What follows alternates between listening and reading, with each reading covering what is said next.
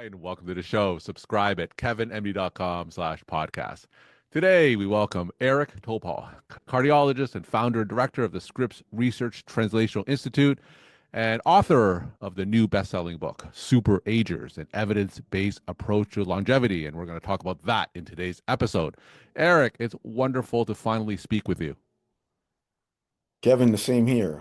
I really enjoyed it. It's been too long since we last had a chance to connect. All right. Well, congratulations on the book. I just saw on X that it is a New York Times bestseller. And people who don't know who you are, like very few, like I've followed you next for a while. I've read many, many of your op-eds in the New York Times, but just give us a brief synopsis for those who don't know who you are. Well, I'm still in the practice of cardiology. Love doing that. But most of the time I spend is on research, trying to come up with better ways to prevent individualized care using things like genomics and digital and AI. And you're, of course, the author of the book Super Agers, and we're going to talk about that today. And there are so many of these longevity books written by physicians from reputable institutions. So what led you to add on to that? What led you to write this book when there's just so much knowledge and so many books on longevity already? Well, one of the reasons, of course, is that there hasn't been much that went to hardcore evidence. This was a problem we have with pseudoscience and a lot of promotion and marketing of longevity and also the term longevity. I didn't even want that in the subtitle because the book is about healthspan and preventing age-related diseases. But there are companies out there, as you know, Kevin, that are marketing longevity, charging clinics $250,000 to get plasmapheresis and stem cells and hyperbaric chambers. I mean, this is really a very polluted area, even though there's a lot of great science that's enlightening the process of the aging, the biology. So that idea is that we've learned so much about the science of aging that we can use it to prevent diseases, along with the research that we've done that was dedicated to healthspan, the so-called Wellderly study. That's really what prompted putting a book together that I think is very distinct from the prior work. So we're going to, of course, talk about your Wellderly study. Now, for those patients, they always ask me, how can you tell these physicians apart? Because some of these longevity books or wellness books, they're written by MDs and they come from big name institutions. And patients always ask me, so what separates your book, Dr. Topol, from another MD who also has impeccable credentials? Like, why should they listen to someone like you? Well, you can listen to whoever you want. I mean, I've had a long career in medical research, and I think the track record speaks for itself. I don't need to get into things like H indexes and citations and whatever, but the book, it has over 1,800 citations. So it's really grounded with the evidence. There's nothing in there that isn't, in my view, either fully validated or positioned that it isn't and needs to be. So I've taken a very hard line on what are the data, what is the evidence, and I think that's why I do a Substack Ground Truths, which is about getting ground truths in life science and medicine. We can't get enough of that. So, some of the books that you're referring to were not written by people with impeccable credentials, that word impeccable. So, I would take issue perhaps with that too. Some are MDs for sure. But, I think you have to evaluate the source, and it's good to get different opinions. But opinions are one thing, facts and data and evidence are another. So your book, like you said earlier, was launched by your Welderly study. Now, you distinguish, of course, between lifespan and health span. So just give us some context and some definitions just to start us off. Yeah, so lifespan, of course, is longevity, and that is irrespective of the health of a person. So health span is the maximum number of years that is free of significant diseases. And in this case, we're talking about age-related diseases, cardiovascular, neurodegenerative, and cancer. So The Wellderly study was dedicated to finding 1,400 of these people. It took 7 years, Kevin, to find all these people who had never been sick, who had no chronic diseases and are no medications. Hmm. And we did whole genome sequencing of all these people. And we found, compared to the elderly, which are the people over 65 who have the common, 95% have a chronic disease by that point in our population. And there was no real genetic difference, genomic difference from their whole genome sequences between Welderly and elderly, which led us to the conclusion that this is not a genomic story. That if you look at the people, like, for example, Lee Rusall, the patient I presented of mine at the very beginning of the book and refer to throughout, she is 98 Hmm. and her brothers and her parents both all died in their 50s and 60s. And that was very typical of the elderly, is that they were often the last person standing in their family with their closest relatives dying at much younger ages. This is not purely genetics. That plays a small role in Hmm. healthspan. But the big role is likely beyond luck, which is probably contributing a bit, but it's the immune system.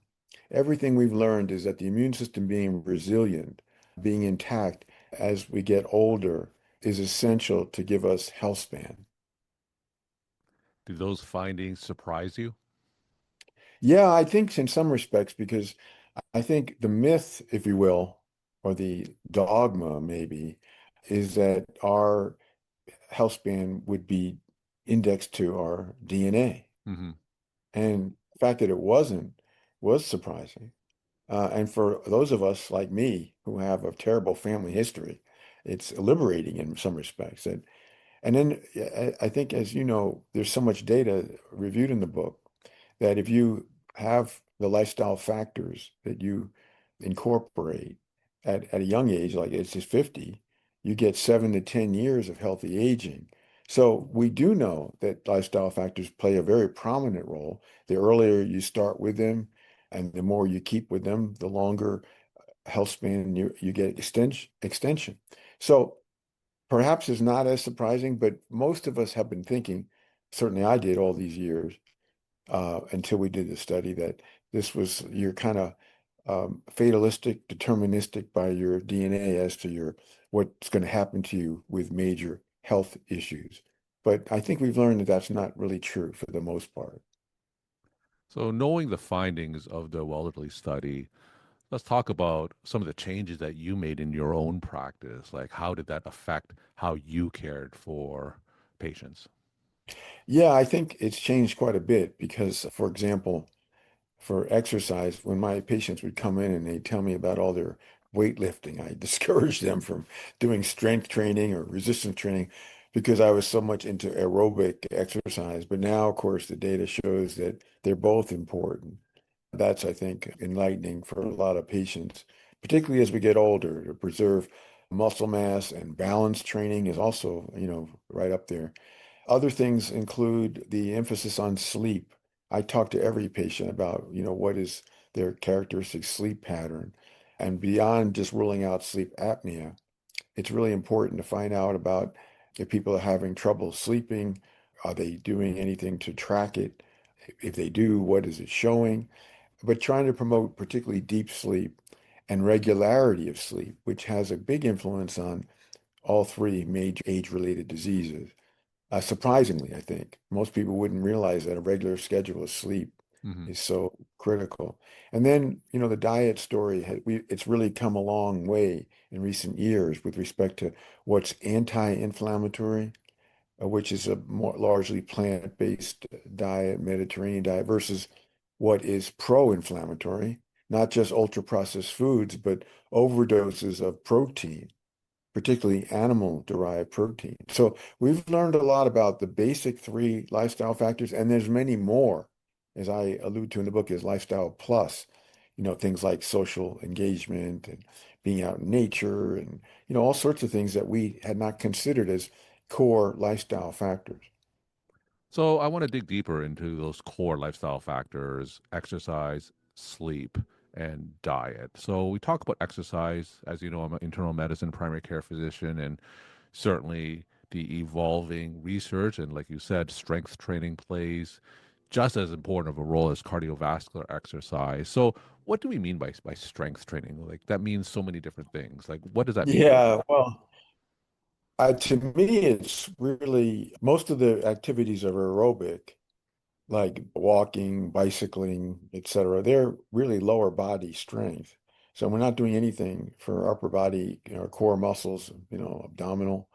So, things like sit-ups and push-ups and planks and lunges and, just a band, for strengthening. These are things that are, inexpensive or cost-free, but spending 30 minutes a couple few times a week doing those things. Also balance training, for as we get older, standing on one foot, whether that's, on the floor, on a foam pad or that sort of thing. You can get much better at your balance by training. I certainly learned that too. Hmm. So those things I think need to be encouraged. And especially, as we get past age 60, that's when we're starting to lose muscle mass and that strength. Hand grip strength is a proxy for really upper body strength. And the relationship that it has and resistance training to health span is really striking.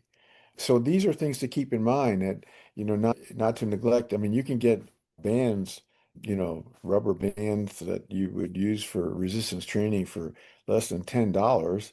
And I advocate that to patients, and they can just progress from, one color to the next to get better workouts. And, just doing a couple sessions of 10 reps of those alone is something that's helpful, no less the other things. So I think this is something to emphasize, which I had not been doing until I really reviewed all the research. And I want to emphasize that the barrier to strength training doesn't need to be so high. Like you said, there's a ton of body weight exercises you don't even need any equipment for. Bands cost less than $10.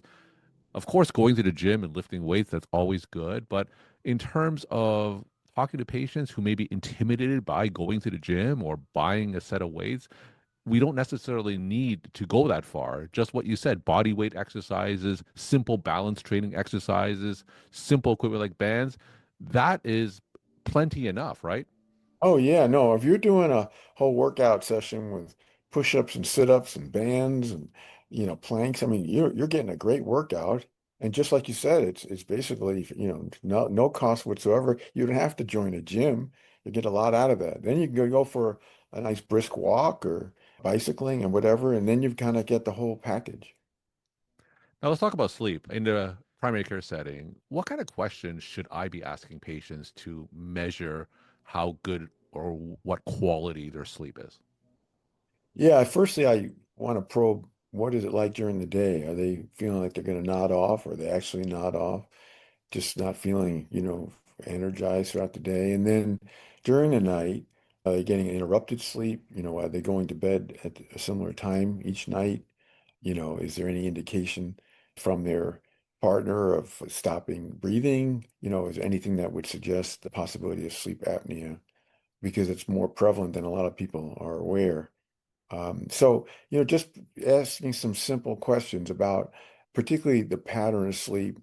I think what, as mentioned earlier, a lot of people have very irregular patterns, Hmm. and that isn't good. And, sticking to a time that's probably going along with your chronotype, which is, if you're a morning person, you're going to bed kind of early.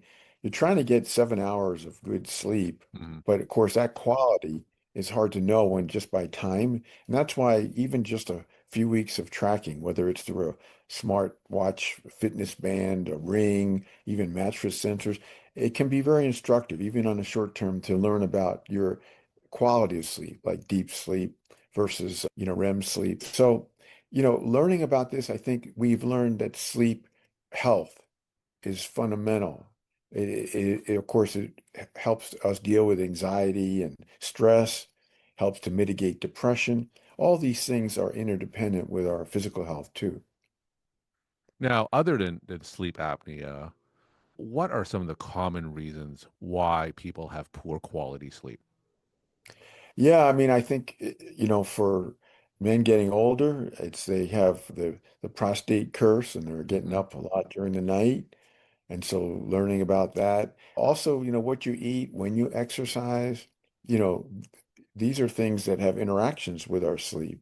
And so, not exercising too late in the day or eating too late, when you're hydrating, people think it's important to hydrate throughout the day, but probably if you're having interrupted sleep, you might want to do that earlier in the day. So lots of things we can learn about that. But, I think this is something that is worth the attention because getting into a groove with sleep, learning about, for example, interactions with alcohol intake, Hmm. these are these are all crucial because that investment of getting into that groove will pay off great dividends for helping to prevent things like neurodegenerative diseases and also cardiovascular and even cancer. So the relationship with sleep has been underestimated, and I've really struck by the data. Now, the third part of these lifestyle modifications I want to address, of course, is diet. And there's just so much misinformation when it comes to diet. After combing through all that research, what would you say are some of the biggest misconceptions that we have about diet? Well, for one, there's this protein craze right now, Yeah. which is unfounded. Nassim Taleb who wrote it, this is like bro science, and he went through all the data and he took it apart. There's nothing to support this massive amount of protein, 1 gram per pound, which has been advocated in other books on this topic. So if you look at the data, as you get older, you might want to increase the protein from the recommended allowance of zero point 0.8 grams per kilogram per day to 1 or 1.2 grams per kilogram per day, but not double that. And that would be a huge amount of protein intake. What we've seen, though, is that does promote inflammation. In experimental studies, it promotes atherosclerosis, not the kind of thing you want to Yeah. do. So that's one thing, particularly, animal protein, which ties into the validation of the Mediterranean or Mediterranean-like diets that are more plant-based, anti-inflammatory. The data there is so compelling, Kevin. Just recently there was a study of 105,000 people followed for 30 years, and only 9% reached age 70 with intact health span, no age-related diseases. And what did they eat? They ate a Mediterranean diet. So that, along with randomized studies, has iced it, in my view. Nutrition science has had its problems with respect to, using food diaries and recall by individuals. But when you look at the the totality of the data, it's very supportive, no less looking at inflammatory markers in the blood for the diets. And again, you see that a largely plant-based diet, pescatarian type diet, or even, low amounts of red meat, just not high quantities, is really a healthy diet, And optimal. and when we talk about an anti-inflammatory diet, like that's certainly in vogue. Tom Brady has an anti-inflammatory diet. So are there foods that's been shown by evidence to be quote unquote anti-inflammatory? Yeah, well, that diet I just described, that's, rich in vegetables and fruits, plant-derived proteins, this diet has the most validation. And yes, indeed, if you look at people that have inflammatory markers like cytostatin A and interleukin 6 and CRP, they go down with that diet. Whereas, diets that are rich in fried foods and red meat and other things, certainly ultra processed food, that's the worst for promoting inflammation. So it's hard to eliminate ultra processed foods from our diet, but that is the chief offender. And I think there's really strong support that we need to get on this here in the United States because this is now 70% of the American diet is this ultra processed food, and many of those constituents are really pro-inflammatory. Now, when you go on these podcasts and contradict by name some of these physician influencers on longevity, do you get any feedback or blowback from their team when because I've heard you on other podcasts call them out by name. So what kind of responses do you get? I haven't gotten any response from the individuals. I mean, there's only a couple involved here. But I think, one of the key points is if you're selling hawking supplements, or if you have companies that are promoting longevity, then this is a real conflict regarding, trying to be objective. So, I think this is a problem. If you're going to be a person that is an expert and trying to advise others, there shouldn't be a profit motive involved in the things that you're either talking about or writing about. And so this is a problem we have right now is some of the people in this field are very active in selling things and without data. And that's not good in my view. Sometimes I listen to your competitors and they always say it's data, right? But you and I know that there's different qualities of data, and sometimes you could always find a study or evidence that fits a preconceived notion. Now, for the layperson, patients who listen to these influencers and these influencers said that whatever supplement is backed by data. So, how can patients differentiate the data that they're talking about? Well, I mean, I'll give you an example. There's a supplement AG1 that's very popular, this green powder. Hmm. It costs about $100 a month. It just keeps coming every month. And it claims it's the only supplement with data. But when you look at the studies they've done, they're tiny studies that the company has run itself. So you can look them up. And you say, well, where's the study done by independent? Where's the robust data that has any effect on health outcomes? And one of the problems that you're getting at, Kevin, is for supplements in particular, those that are claiming health outcomes or promoting health span or longevity, there's no regulation here. Hmm. There's no oversight by FDA. It's completely unregulated. So this is a real problem for consumers. How do they differentiate? And when you have celebrities that are standing up for these supplements, that doesn't help matters because people do believe in if they like this celebrity, they tend to, want to believe in this stuff. So my advice is, if you're trying to get to the truth, try to look for through the data that's available, and you'll find it doesn't exist, or what is being claimed as data to support claims is very shaky.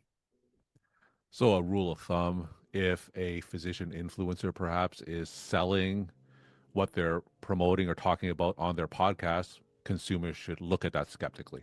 I would concur with that, yes. Now, through your research, there's a lot of tests like whole body MRIs that's certainly being heavily advertised. Is there anything new that's come up from a screening standpoint that you've uncovered through your research that is somewhat surprising or unexpected?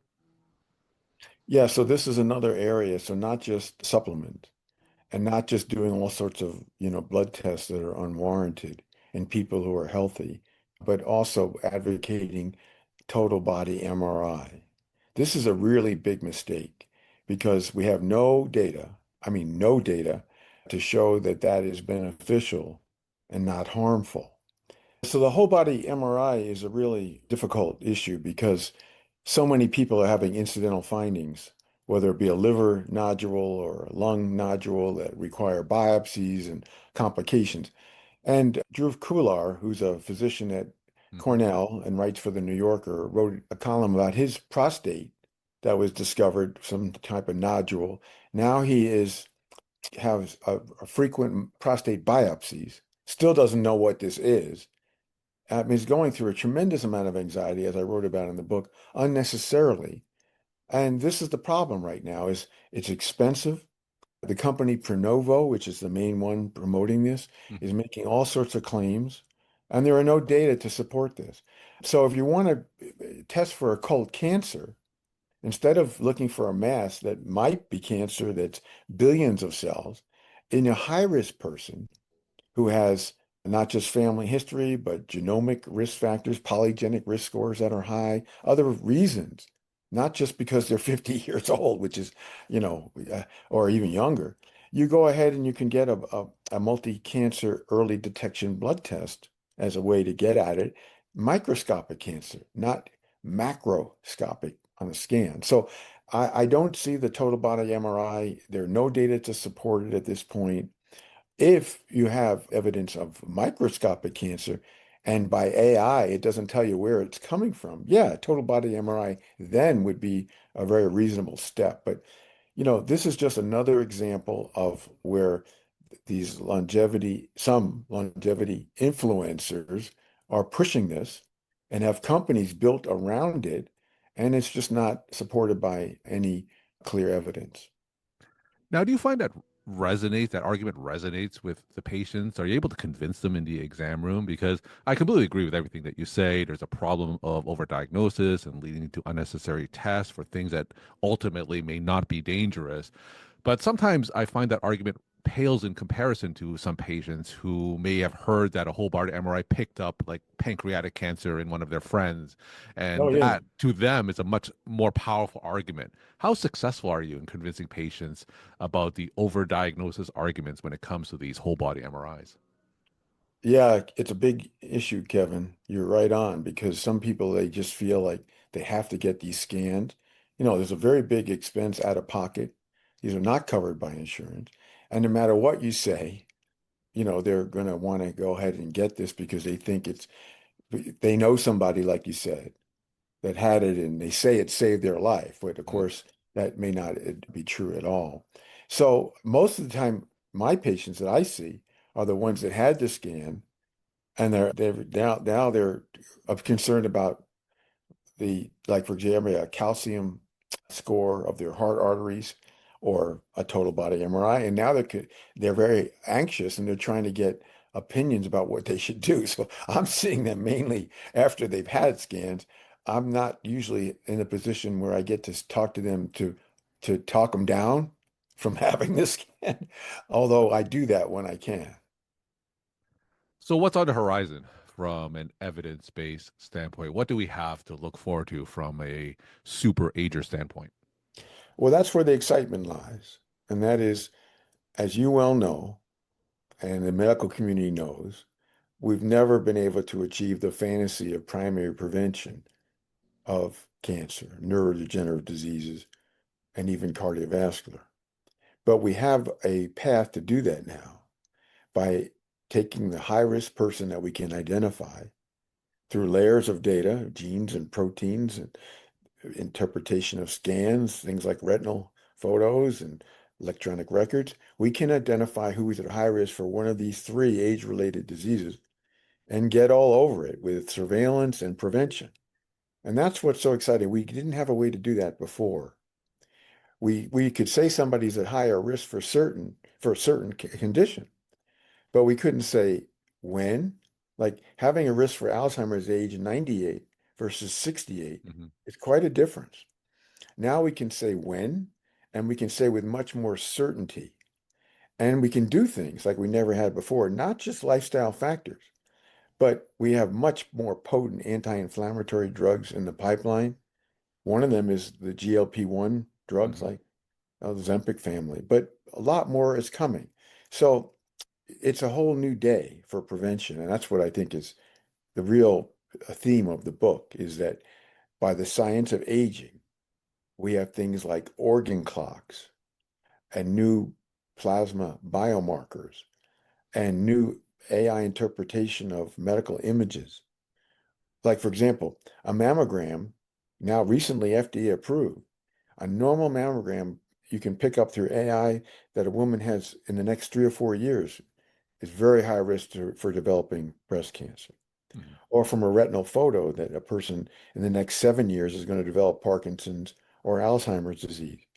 So we just didn't have that kind of forewarning in the past and to nail it with respect to timing. Now, for those patients, again, who are inundated with super ager and longevity advice, we talked about what they should be looking for when it comes to supplements. Any other things they should be looking for to separate what is truly beneficial for them versus what is promotional? Well, I think, everyone is got to keep their guard up as to, what is objective, what is evidence that they can count on. And, if helpful, multiple sources, you can always check if you're a physician, if somebody is a go-to for you that you can get to and discuss it, that's great. But I think this is something where each individual will have to decide the what is truthful, what is objective. But one thing I think to emphasize is that be going back to what we discussed earlier on the Wellderly study, we do have a tremendous amount of control over healthy aging. All the things that we talked about, whether it's diet, exercise, sleep, and on, has effects on our immune system and on inflammation. And so if we do those things and keep our immune system at top level protection and not going off haywire, off the rails with respect to dysregulation, that's the goal. And we can do it. And so, that it doesn't have to cost anything. These things, when it starts to cost a lot of money, that should Hmm. be a red flag, right? Hmm. We can do this for, minimal cost. The data is strongly supportive of that. And if you're going to put an outlay of funds for, getting tests or supplements that, aren't backed up by evidence, you probably should, question that and think twice or three times. We're talking to Eric Topol, cardiologist and author of the best-selling book, Super-Agers, an evidence-based approach to longevity. Eric, let's end with some take-home messages that you want to leave with the Kevin MD audience. Well, I just think, we are at a propitious time in medicine that we are on the precipice of being able to prevent the big three age-related diseases that account for the most of our cutoff of health span and also lifespan. And so let's, build on this. It's not at a good moment with respect to biomedical research funding, of course. We're seeing that getting gutted. It's a real mismatch of the opportunity with what's happening right now. But eventually we'll get this right. And eventually we will be able to flip the elderly, which are most people over 65 that have at least one chronic disease, to Wellderly, the super-agers who have reached the age of 85 plus and have never had one of these three age-related diseases. That should be the goal right now. And I'm hoping over the years ahead we'll achieve it. Eric, thank you so much for sharing your perspective and insight. Congratulations on the success of your book, and thanks for appearing on the show. Thanks for having me, Kevin. Great to be with you today.